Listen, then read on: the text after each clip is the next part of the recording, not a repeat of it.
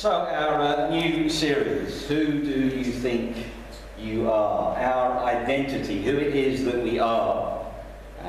Someone said, I don't like Russian dolls, they are full of themselves. That's their identity. Who do you think you are? We talk about identity. We talk about, I was thinking about this last week, about our identity and how we share our identity, and we have some form of ID in so many ways. It could be a passport, it could be a driving license, maybe it can be some kind of identity card. And that kind of proves something about who we are, at least. And even if you go to the post office to pick up a parcel now, you have to show some photo ID so that they know that they're giving the parcel to the right person. And that shows who you are. And most of them have a face on them, so that you can put the name to the face and so on, and they know that the person on the card is not just a name, but they can see that it is you because you've got it here or whatever and you're showing it, and they can link the two together. So our face shows what we look like. So looks are to some degree part of our ID, part of our identity. What we look like, people recognise us by looking at us so often. And I wanted to use the letters ID in my talk today for both halves of the talk. And so I was trying to...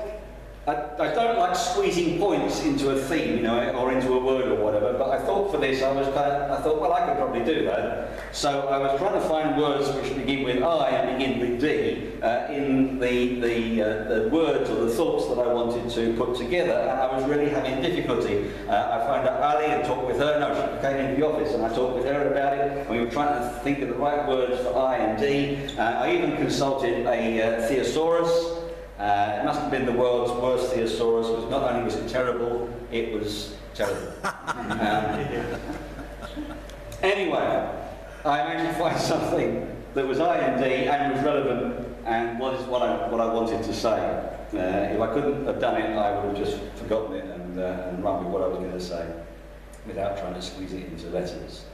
But the first thing to do with our ID when in the world and so on, and people that want to know us, or we want people to know us, is our image. Our image. Often that shows what we have when we reflect an image. It might be our house. Not only what the house is like on the outside, but also what it's like on the inside. And when people look at our house, it kind of gives an image of us. It may be our clothes, and how we wear our clothes, what we wear, gives an image to people of who we are. Maybe it's the people that are around us, maybe our family. When we see our family, it kind of reflects something of our image. When we have friends around us, the friends that we keep, maybe that reflects something of our image as well. For some, a big image thing is their phone. And you can have a really old phone. Kind of says, well, I don't really mind about phones, I need it to make communications, and that's about it. Or it may be that you spend, as some people do, nearly £1,000 on a mobile phone. I can't get my head around that, but anyway, and the latest ones that are coming out are sort of like, £700 or whatever you buy over the counter. And that kind of reflects an image, oh, you've got the latest, and likelihood is you'll get it stolen. But anyway. Or drop it. Yeah, or drop it.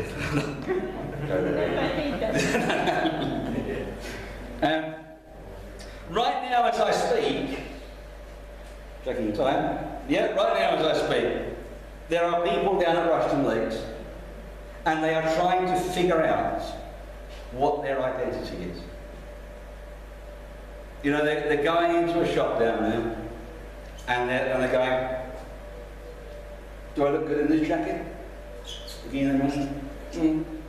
What do I want to reflect to people? if I put this on? Or the age-old question, do I look fat in this? Will this look good in our bathroom? Will this look good in our bathroom? It's a bathroom. Who's going to be visiting it to see if it looks good or not? Anyway, do our plates match our cups? You know, if I get these plates, do they match the cups I got at home? Will this look striking in our front garden? Nice display. Do these curtains look luxurious enough? Will this reflect me in a good light to other people? If I buy this, if I put this on, if I display this somewhere? And we're kind of all into image, and people are buying an image. And they're going into a shop kind of thinking, I want to reflect something about me. I want to reflect, maybe it's not actually about me at the moment, but I want to put an image up that makes me look good, makes me look acceptable, makes me look important, makes me look... And we try to present to others an image. I, the image. And many of us have got stuck into this consumer-driven society that we're in, where we spend money that we don't have to buy things that we don't need, to impress people rather, that we don't know. And that's how our society often works. So we're putting up an image. We're buying things that we don't need with money that we haven't got to impress people that we don't even know. And some will say, oh, I don't care what other people think of me. I'm just doing it for me. So you're worrying about you, eh? Your image for yourself. Still got to think about that one. So I is for image. The D, duties. I could have put do, and it's probably what I'm more thinking of do, but do didn't look very good on there. I thought duties looked better. It's just a similar thing. What we do, our duties, the things that we get involved in.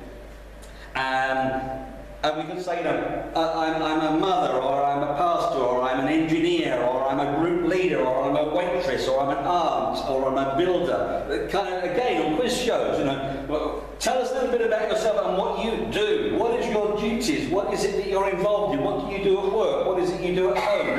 What hobbies have you got? It's kind of, the things that we do show something of our identity to people. People are kind of interested in what it is that we do. You know, many years ago, our surname so often came out of what our family did, or what we did if we were alive at the time, the person who had their surname.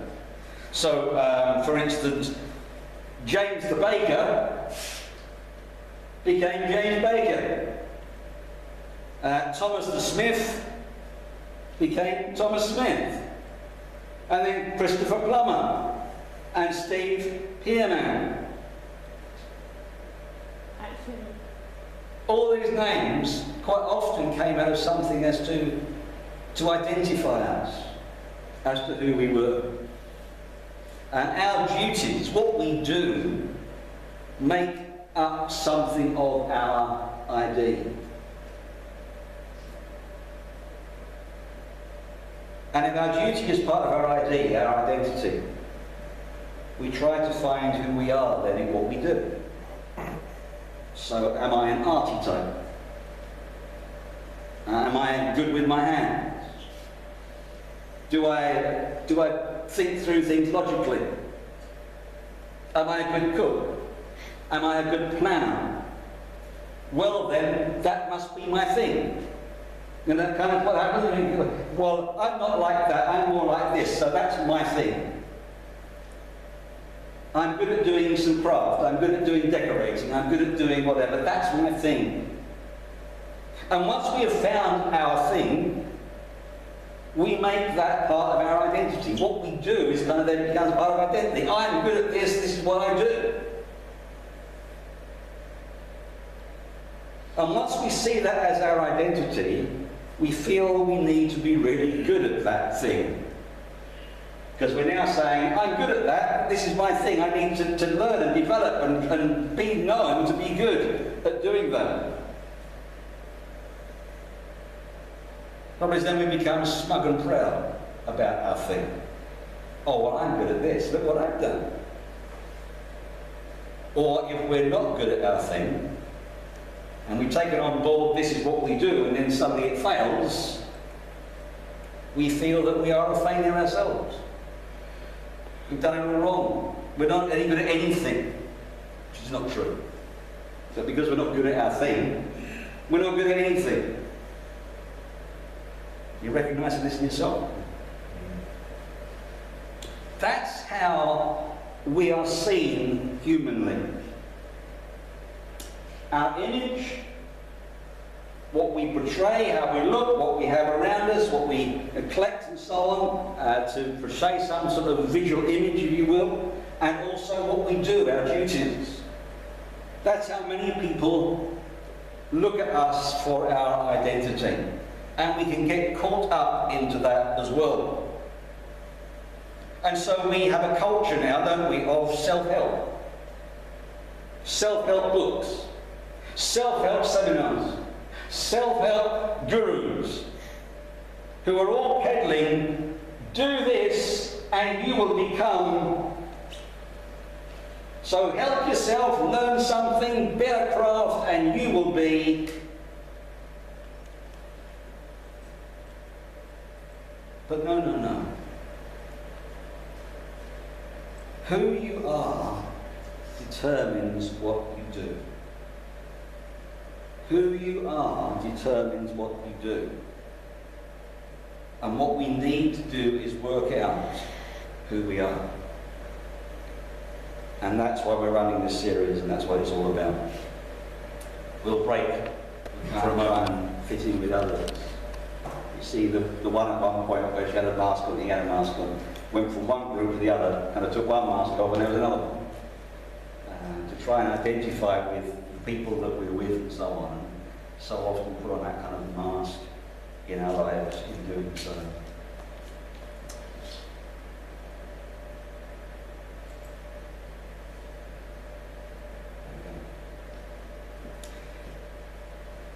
So, we thought earlier about our identity as human beings and as fellow human beings see each other. And we just watched the video which kind of links in with that as well. How people see us.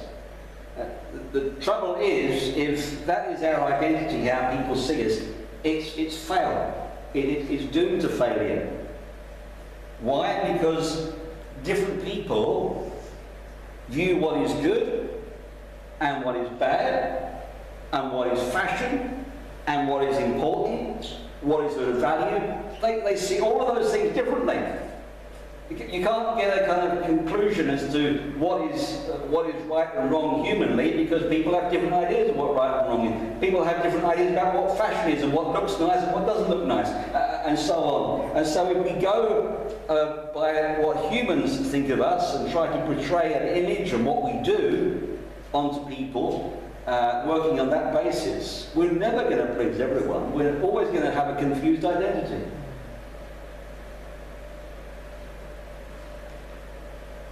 So how does God see us? How does God see us? What is our identity to God? Well, it's certainly different to how humans view us and who we are. With God, it's not about image. It's not about duties. They are the kind of the human things that people pick out when it comes to our ID. But when it comes to God's view of us, He sees us as a special creation. I am special.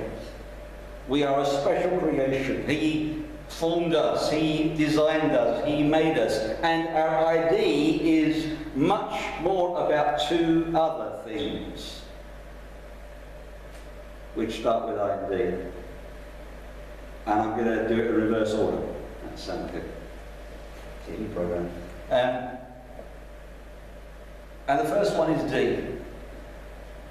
Our identity, our full identity as God sees us, is about being dependent. Is about being dependent. In Christ, he sees us, he sees you and he sees me as his child. We are his dependent. We are his child. Do you know how awesome that is? You really take it in how amazing that truth about our identity is? It's not about me. It's not about me trying to portray something to other people. It's not even about me trying to portray something to God. I'm not trying to get my identity portrayed over to God. It's about Creator God being my Father. My Father. And I am his child. And me being dependent on him. And he gives us our identity. Our ID is, I am a child of Almighty God. You know, all the questions that you might answer about who you are, you might have a survey, you might have someone knocking at the door, you might have a form to fill in and so on, and we have to put down certain things, but just take on board our identity, your identity, my identity is that I am a child of God.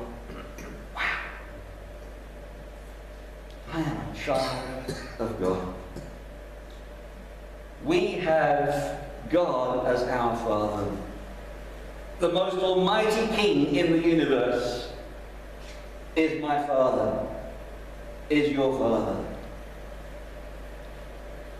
You know, we should leave this place this morning with our heads held up high. Not looking on the ground, not trying to go out of here kind of think, what is my identity? What am I going to portray to, you know, my family and friends this week and so on. We should go out of here with our head held high because we are a child of God and we are dependent on him, and that is amazing. Now you just walk out of this building this morning, or probably this afternoon or something, after coffee and so on. But go out and I am a child of God. That's part of my identity. It's a great part of my identity. It's an important part of my identity. You may be confused as to who you are with other people around you, but I am a child of God.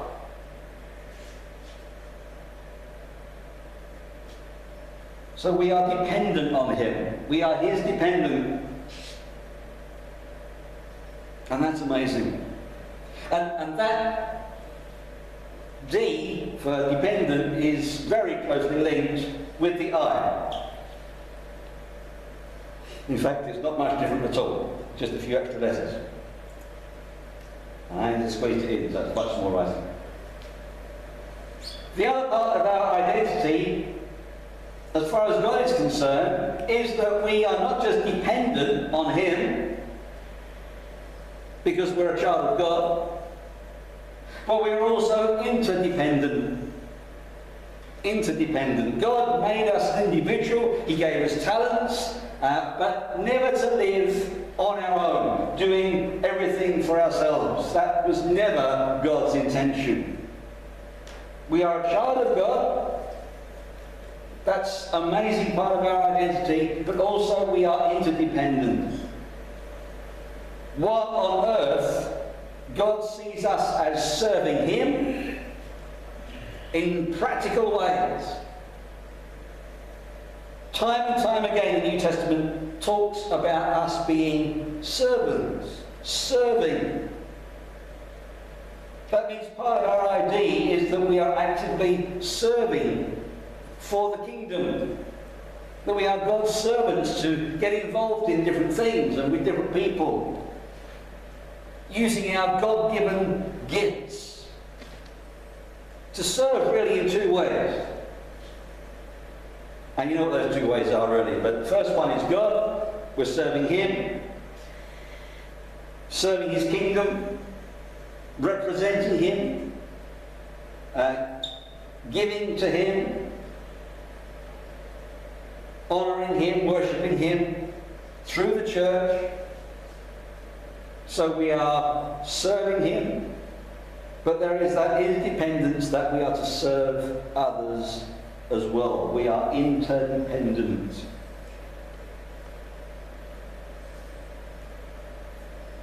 And we should never think that we have got it all, or that we don't need to be part of the bigger scene, the church, the Christian family, or even the community that we're put in. Because we are designed to be interdependent, to serve each other, to help each other, to receive from other people as well. And that's an important thing. It's not just that we're giving out, we're also going to see that we're receiving as well. We are interdependent of each other. Now, do you see the difference in the two identities? Part A and Part B. The human side of identity and the God side of identity. The first one, the human side of identity, is all about me. It's all about me. Me first, really. What can I show to people? What can I do that portrays me good?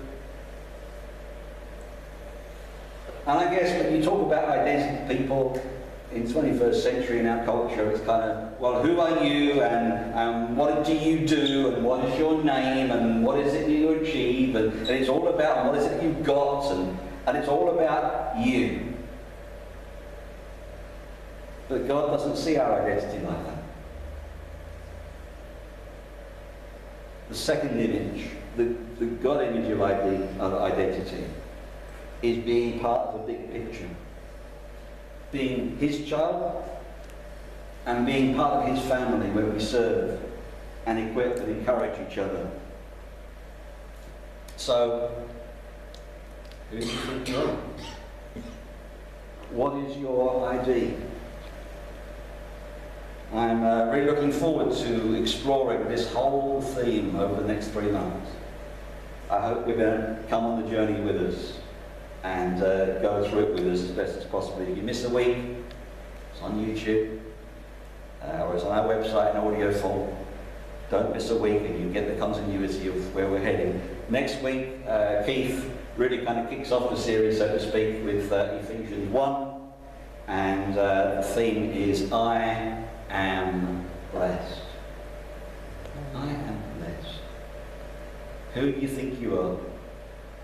I am blessed. So join us for that and the whole series as well. Let's next watch one more video, and then we'll pray and sing our last.